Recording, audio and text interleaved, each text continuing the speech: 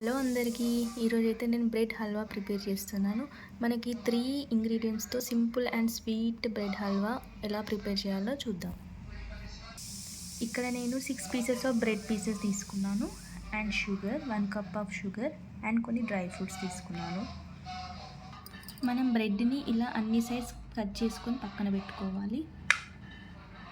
ఇలా మనం అన్ని బ్రెడ్ పీసెస్ని సైడ్స్కి అన్ని కట్ చేసుకొని పక్కన పెట్టుకోవాలి.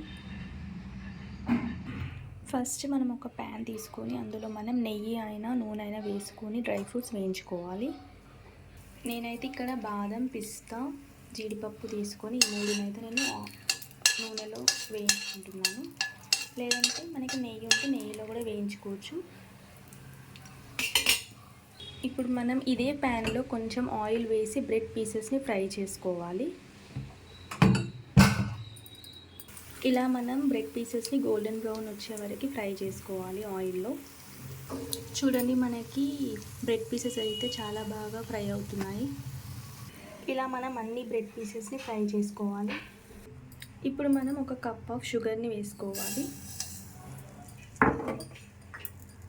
అండ్ కొన్ని వాటర్ని యాడ్ చేసుకొని ఇది కొంచెం కరిగేదాకా మనం దీన్ని ఉంచుకోవాలి.